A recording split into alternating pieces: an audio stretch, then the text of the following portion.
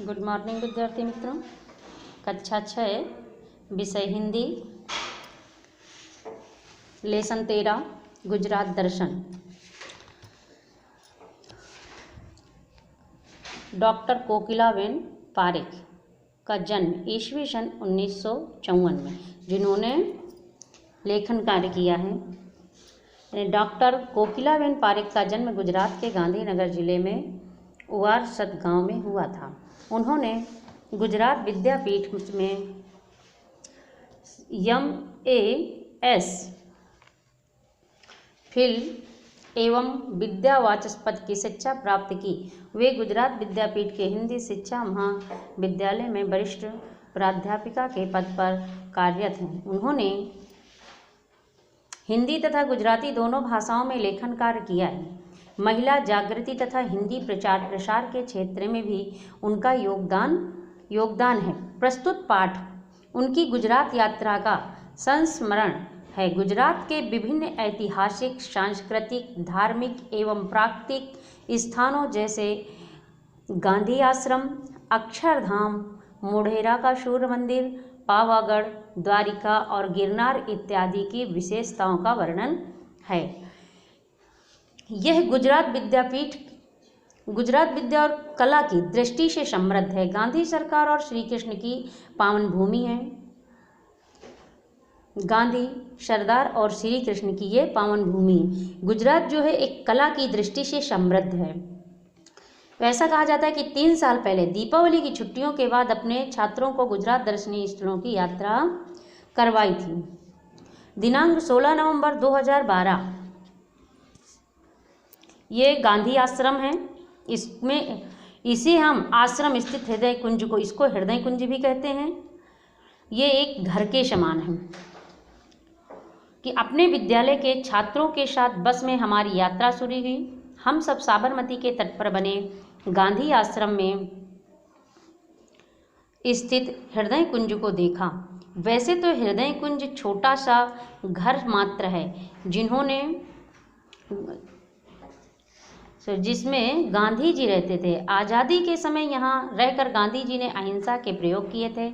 यहाँ संग्रहालय देखा जिसमें गांधी जी की सभी चीज़ें संभाल कर रखी हैं। प्रदर्शनी बहुत अच्छी है। बापू के चित्र के सामने प्रार्थना स्थल का पर समूह प्रार्थना की बापू का प्रिय भजन है कि वैष्णव जन तो तेने रे कहिए जे पीड़ पराई जाने रे, पर दुखे उपकार करे तो ये मन अभिमान न आने रे। यानी ये बापू का प्रिय भजन है। सबने भाव विभोर होकर गाया। ये भजन भक्ति कवि नरसिंह मेहता, जो भक्त कवि नरसिंह मेहता ने लिखा था।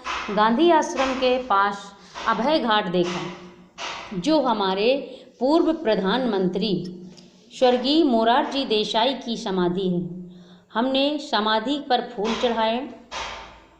यहाँ से हम गुजरात राज्य की राजधानी गांधीनगर स्थित अक्षरधाम पहुँचे। विश्व के सबसे अधिक हरियाले शहरों में गांधीनगर का विशिष्ट स्थान है। उद्यानों, वृक्षों की मोहक शोभा, सुयोजित रास्ते, आवासों और खुली जगहों और शुद्ध पर्यावरण से गांधीनगर की शोभा बढ़ गई है। इसमें अक्षरधाम से गांधीनगर को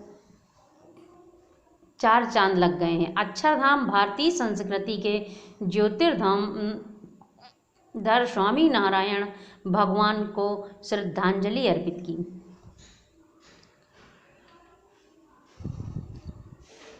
कर्ता चमत्कृतिपूर्ण सृजन है उसे। मुझे अक्षरधाम, संस्कृत धाम, शिक्षा धाम और आनंद धाम लगा। इसमें भारतीय स्थापत्य,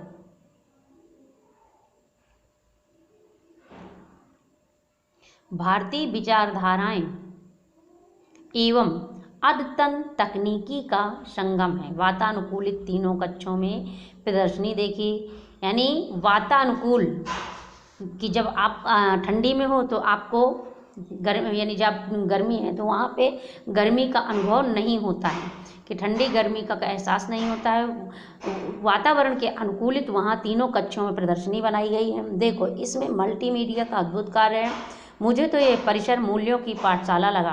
पूरा परिसर देखने में 4 घंटे लगे। 7 फीट ऊंची स्वामी नारायण भगवान की मूर्ति मनमोहक लगी। अगर आपके पास समय की कमी हो तो आधे घंटे में मंदिर का भव्य परिचय देख सकते हैं।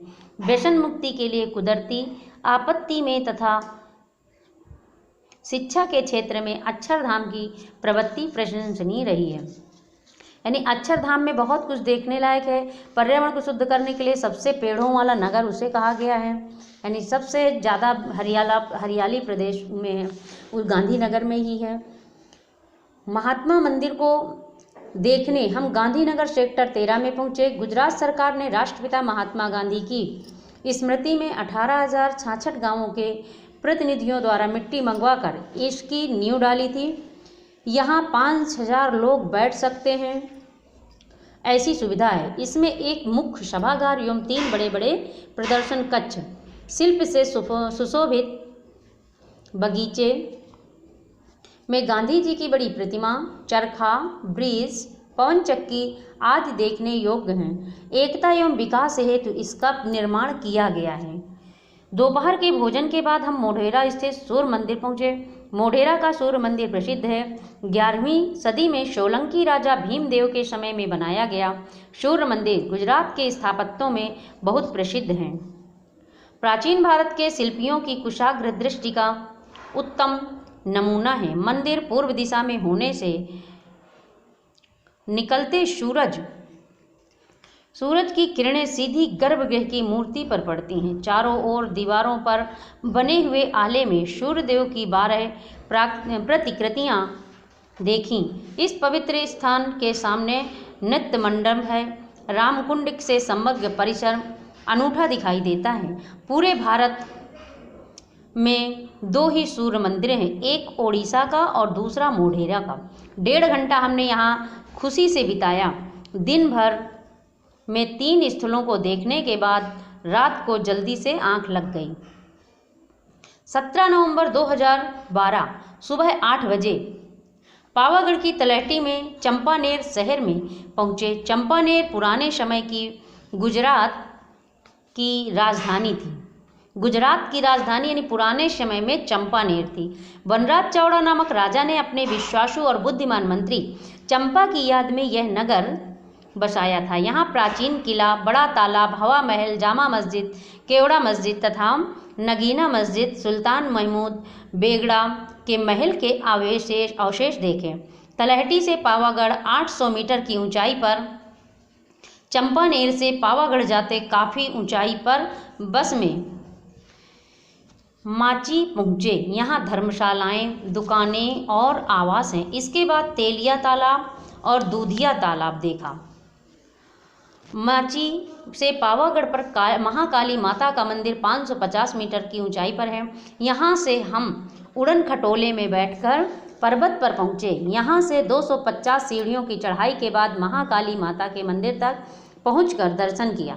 महाकाली के साथ जुड़ी पताई रावल राजा की कहानी मैंने छात्रों को सुनाई। यहाँ नवरात्रि में गरबा होता है। पावागढ़ पर से दूर चारों ओर का दृश्य मनमोहक लग रहा था। पास में सदनशा पीर की दरगाह देखी। यह धार्मिक और ऐतिहासिक स्थल की मुलाकात बहुत अच्छी रही। दोपहर का भोजन माची में किया।